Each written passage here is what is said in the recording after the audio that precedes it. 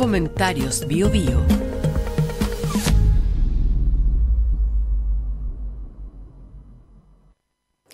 Chile está perdiendo la guerra contra el crimen en el lugar más insólito, sus propias cárceles. Se supone que los penales son el último eslabón de la cadena de seguridad, el sitio donde los delincuentes pagan su condena y, en el mejor de los casos, aprenden a reinsertarse en la sociedad. Sin embargo, lo que tenemos hoy es lo opuesto, lo contrario. Nuestras cárceles están repletas, pero sin orden. Los presos no trabajan, no producen, no devuelven ni un peso al Estado. Se limitan a cumplir su condena en un sistema que premia la pasividad y castiga a gendarmería, que ya no da abasto. Y lo peor es que, en vez de frenar la delincuencia, nuestras prisiones la aceleran. Porque la verdad es que el crimen organizado opera con bastante comodidad dentro de los penales. Muchos delincuentes, aunque privados de libertad, manejan sus operaciones como si estuvieran en oficinas sin horario, desde donde ordenan asesinatos, robos, operaciones de narcotráfico y otros delitos. ¿Cómo es posible? Hacinamiento y ocio, la combinación perfecta para que el crimen prospere, sumado al insuficiente control estatal dentro de las cárceles. En otras palabras, el sistema penitenciario no solo ha fracasado en garantizar seguridad y orden, sino que ha permitido que los penales se transformen en centros de mando del crimen. Las cifras reflejan con crudeza el colapso del sistema. A nivel nacional, las cárceles tienen un hacinamiento promedio del 139%, pero en la región metropolitana la situación es aún más grave, alcanzando un 156%. En términos prácticos, esto significa que, mientras la región capital tiene capacidad para poco más de 13.000 internos, actualmente alberga a casi 21.000. Algunos penales presentan niveles críticos de sobrepoblación. Tal tiene una ocupación del 372%, es decir, casi 4 veces su capacidad. Curicó opera con un 328% de hacinamiento. Tocopilla alcanza un 289% de sobrepoblación.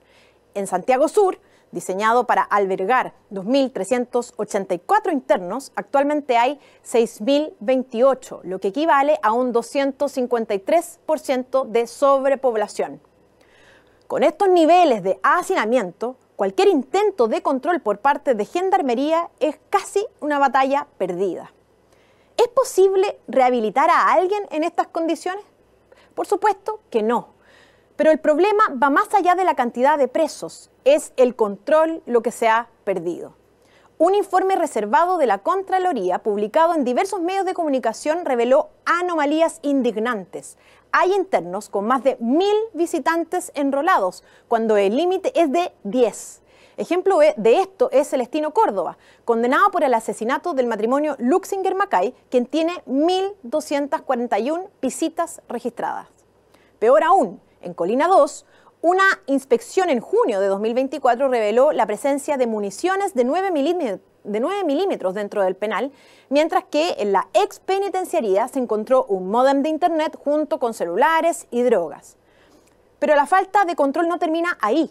Internos sancionados siguen recibiendo visitas y encomiendas, y la ausencia de cámaras de vigilancia en áreas clave facilita el tráfico de ilícitos.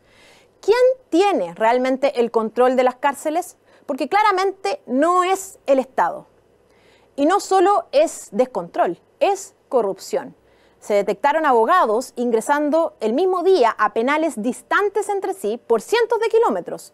479 abogados que ni siquiera están registrados como tales en el Poder Judicial y gendarmes con familiares presos en los mismos penales donde trabajan.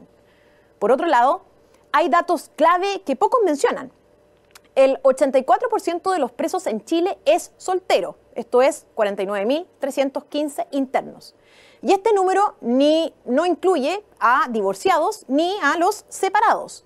¿Por qué importa esto? Bueno, porque la familia es el principal factor de contención para evitar la reincidencia. Un reo con lazos afectivos fuera de la cárcel no solo tiene un incentivo para mantener una buena conducta dentro del penal, sino también para no volver a delinquir una vez que recupere su libertad. Pero si la gran mayoría no tiene a nadie que lo espere afuera, el crimen sigue siendo la mejor opción. Si en la mayoría de los casos los vínculos familiares son inexistentes o se reducen a ascendientes, como padres, abuelos, etc., entonces el único camino real hacia la reinserción es el trabajo. Pero aquí surge otro problema. En Chile, solo una minoría de los internos trabaja. El trabajo es opcional y apenas uno de los tantos factores que se consideran al evaluar la conducta del reo. De hecho, un interno puede ser calificado con comportamiento sobresaliente y acceder a beneficios penitenciarios como la reducción de la condena sin haber trabajado un solo día. En otras palabras, el Estado está premiando la inactividad. Pero, ¿qué sentido tiene otorgar beneficios a alguien que no ha hecho casi nada productivo?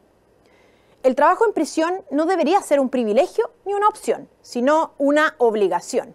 Si un preso no trabaja, que no tenga beneficios. Si un reo no se esfuerza dentro, menos lo hará afuera. No podemos seguir financiando la ociosidad criminal. Las cárceles deben financiarse solas. Cada preso cuesta millones al Estado, pero ninguno de los presos está obligado a devolver un solo peso. En otros países, el trabajo penitenciario no es solo una herramienta de reinserción, es también un mecanismo de autofinanciamiento. Al 31 de diciembre de 2024, Chile tenía 59.118 personas privadas de libertad. Si cada uno trabajara 8 horas al día en actividades productivas como construcción de viviendas sociales, infraestructura pública, mantenimiento urbano o fabricación de bienes, podrían contribuir al financiamiento del sistema penitenciario, reduciendo la carga para el Estado, disminuir la reincidencia delictual al generar hábitos de trabajo y disciplina, adquirir un oficio real que les permita reinsertarse con mayores oportunidades al recuperar su libertad. Esto es aún más relevante si consideramos que más del 30% de los internos no completó la educación básica y más del 17% abandonó la enseñanza media. Además, el 60% de los reclusos declaró un oficio no calificado al momento de ingresar a la prisión. Y más del 80% de los condenados lleva al menos 3 años sin acceder a una capacitación laboral certificada. El trabajo en prisión no es solo una necesidad económica, sino que también una herramienta clave para evitar que quienes cumplen su condena vuelvan a delinquir. Por estos días se cumplen 2 años desde la inauguración del Centro de Confinamiento del Terrorismo, CECOT, en El Salvador, la mega cárcel del presidente Nayib Bukele y el mayor símbolo de la exitosa batalla de ese país contra el crimen organizado. Además, recientemente se conoció que Estados Unidos estaría evaluando externalizar parte de su sistema penitenciario a través de la mega cárcel salvadoreña, pagando una tarifa por cada preso enviado allí a cumplir condena. Esta noticia no solo pone sobre la mesa la necesidad de adoptar medidas más drásticas y urgentes para solucionar la crisis penitenciaria chilena, sino que también nos debe instar a pensar fuera de la caja. Si queremos resolver el problema de nuestras cárceles y su impacto en la seguridad pública, debemos tomar decisiones audaces y efectivas. En este contexto, propongo las siguientes medidas. Primero, separación estricta entre internos de alta y baja peligrosidad. Hoy, muchos de los presos de menor peligrosidad comparten espacios con delincuentes y narcotraficantes de gran escala, lo que solo aumenta el reclutamiento criminal dentro de los penales. Segundo, acelerar la construcción de cárceles, reducir la burocracia, promover y acelerar concesiones al sector privado y adaptar infraestructura militar o industrial en desuso para albergar a internos de menor peligrosidad. Tercero, construcción de cárceles de alta seguridad exclusivas para narcotraficantes y crimen organizado. Hasta que esto se concrete, Chile debería considerar externalizar este servicio a El Salvador, tal como lo plantea Estados Unidos con dicho país.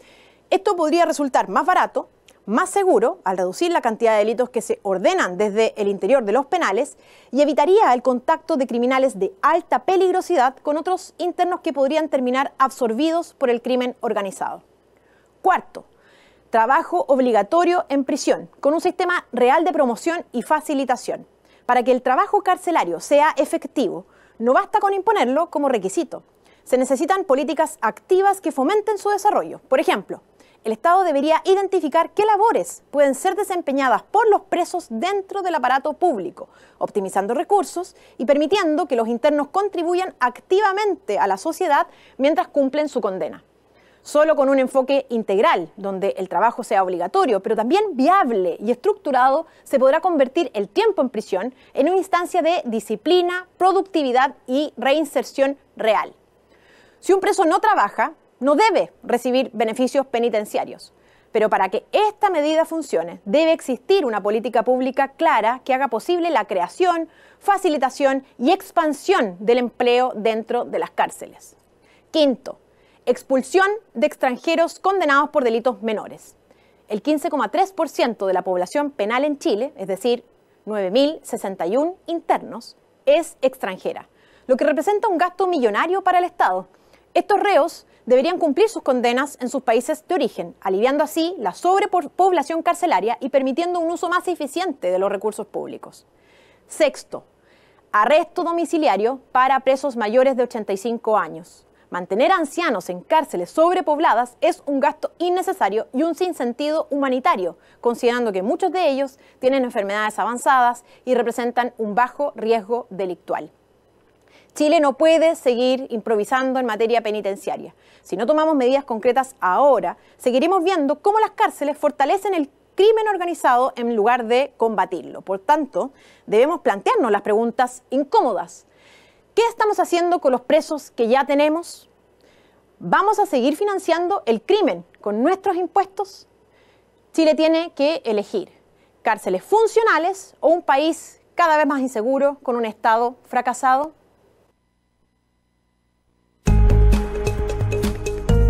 Comentarios BioBio.